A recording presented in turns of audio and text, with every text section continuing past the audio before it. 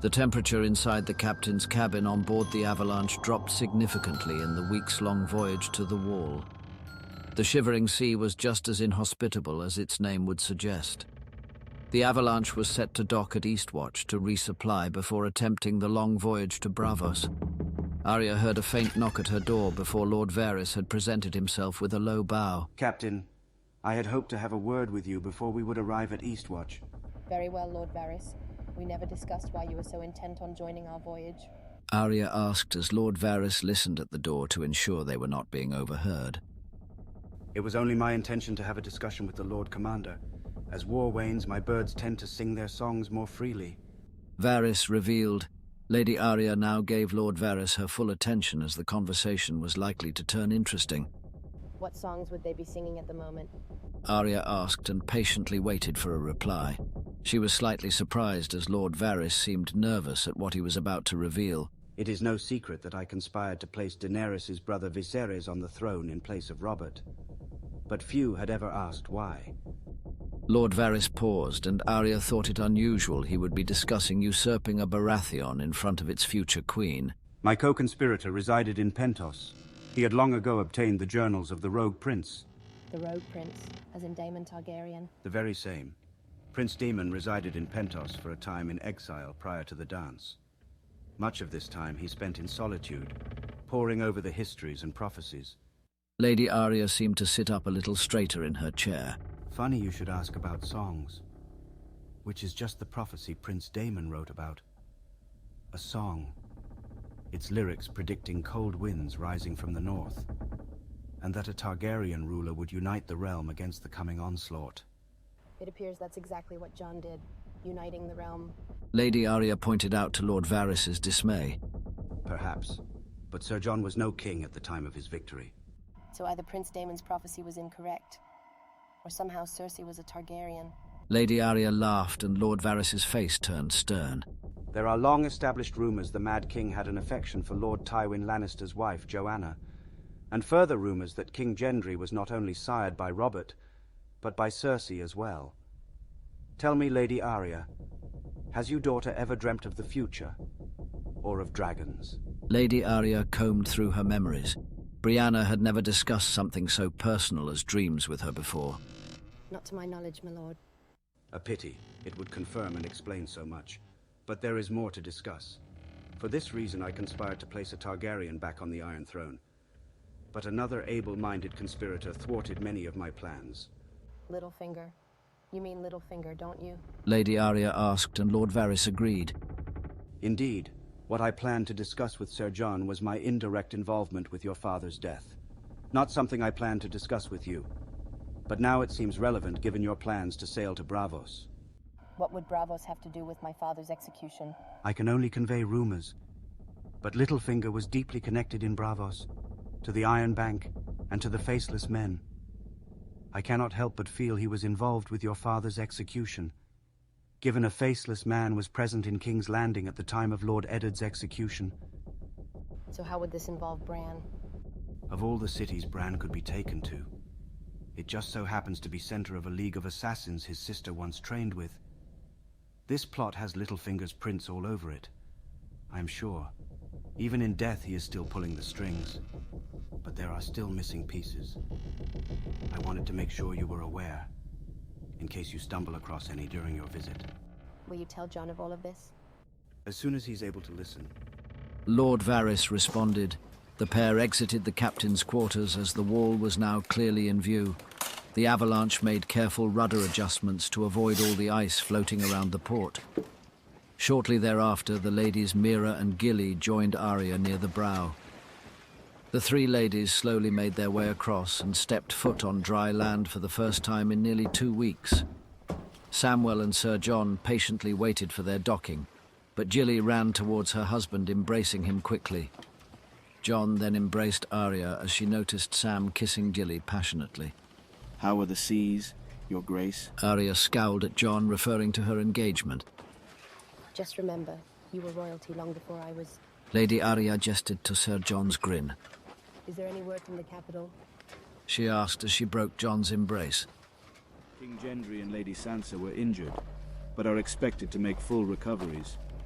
The Tower of the Hand and Rookery were destroyed, so communication to and from have been difficult. Help from all across the kingdoms has been sent, but I hear the death toll is incalculable. I understand. How is Lady Munda? She's here and resting. She's been through more than I ever could have imagined. The warlock who tortured her implanted memories in her mind, memories of other people experiencing death. She was burned, drowned, hanged, and even quartered, countless times, over and over again. Sir Jon admitted to Arya's horror. She is doing better now. She can relatively distinguish between real and false memories. Sir Jon admitted as they walked through the Eastwatch courtyard. Dying once is bad enough.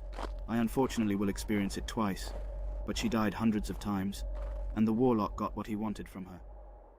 Arya knew she could offer Jon nothing other than her ear. Jon then turned to her and smiled widely. While your ship resupplies, would you like to see Uncle Benjen? Sir Jon offered, and Lady Arya's face brightened. I haven't seen him since Mother and Father were alive. It was the last time we were all together. Lady Arya squealed, and Lady Mira then interjected herself. How is it that the First Ranger is here? Sir Jon then answered Lady Mira directly. We erected a structure just north of the wall. Benjen and Ser Jorah are not permitted south of the wall until Queen Daenerys wakes, but that is not likely in our lifetime. Sir Jon smiled, and Mira seemed as excited as Arya to see Benjen, which Jon thought to be curious. The portcullis was raised as Jon, Arya, Mira, and Lord Varys trekked through the snow to the First Ranger's quarters. Arya had stopped at the tunnel's exit and just stared at the ground. Your first time beyond the wall? Sir Jon asked, and Lady Arya shook her head. Only most of the rumors are true. Sir Jon smiled as Arya took her first footsteps into the vast white wilderness. Once their small caravan reached the shack, Ser Jorah greeted them warmly and invited them inside. Benjen was reading by the fire as Jon entered first. The First Ranger quickly rose to his feet and addressed Jon. Lord Commander. He announced formally, and Sir Jon then replied, We are the only men of the watch present, so it can be just Jon for today, Uncle. There is someone here who'd like to see you. Jon stepped from the doorway to reveal Arya. For a few seconds, Benjen just stared at her. He attempted to speak multiple times, but the words appeared to stick in his throat. Benjen stepped forward to embrace her and gently whispered to her. It's like seeing my sister again. Benjen cried as Arya broke the embrace, also with glossy eyes. Benjen then looked over to Jon and addressed him. If you ever want to meet your mother again, Jon, just admire this lady from afar. Benjen wept, and now Jon seemed a bit misty. Lady Arya cleared her throat and then finally spoke. How I've missed you, Uncle. Benjen smiled widely as he noticed the lady standing behind Arya. And how are you, Lady Mira? Still trying to get Bran out of trouble. You feel like sailing Lord Stark? I'm afraid I won't be leaving the North for quite some time, Lady Reed. But it's good to see you again. I just wish when mine own life was in peril, I had these two ladies to look after me. I'm sure Lord Brandon will be safely back in Winterfell before the moon turns. Benjen smiled. The conversation was loud and enjoyable. Many skins of wine were drained as the Starks laughed about the past and toasted their dead. Lady Arya saw Lord Varys and Jon speaking softly in the far corner of the room. She assumed they were speaking of the same warnings and prophecies she had just become privy to. Arya assumed this had something to do with Varys himself. No other reason would a spider reveal something so vulnerable as to his own treason against previous monarchs. Lady Arya watched as Mira constantly laughed at Benjen's jests. Arya thought of her own future husband. She just now realized how much she missed him, his eyes, his breath, and his smile. Arya was startled as Jon pounded a fist on the table, separating him from Varys. Jon stormed from the room and opened the door. There on the other side was Ser Davos, reporting the avalanche was ready to sail at first light. Arya said her goodbyes and trekked back towards the wall. She walked alongside Lady Mira as they watched Ghost and Nymeria run and leap over snowdrifts. Arya then spoke her thoughts carefully. Jon is upset. Varys likely revealed something he had regretted. Arya admitted to Mira as the snow crunched underneath their boots. Any ideas to the subject? Numerous.